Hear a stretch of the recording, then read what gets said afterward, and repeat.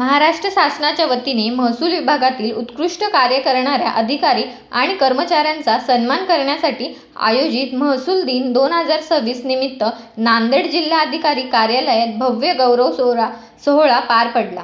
6 August 2026 रोजी झालेल्या या कार्यक्रमात विविध विभागातील उल्लेखनीय कामगिरी करणाऱ्या प्रशस्तीपत्र देऊन गौरवण्यात आले। या सोहळ्यास पोलीस अधीक्षक डॉक्टर निलेश रोहन, जिल्हाधिकारी राहुल कर्डेले आणि उपजिल्हाधिकारी अनुप पाटील यांच्यासह मान्यवरांची उपस्थिती लाभली।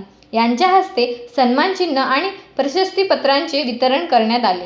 यावेळी मुखेड तालुक्यातील मौजे कामजळगा येथील पोलीस पाटील सुप्रिया नोगेराव सोनकांबळे यांना उत्कृष्ट पोलीस पाटील म्हणून विशेष सन्मान प्रदान करण्यात आला। यांच्या उल्लेखनीय कार्याची दखल घेत हा गौरव देण्यात आला असून पुढील कार्यासाठी मान्यवरांनी शुभेच्छा दिल्या।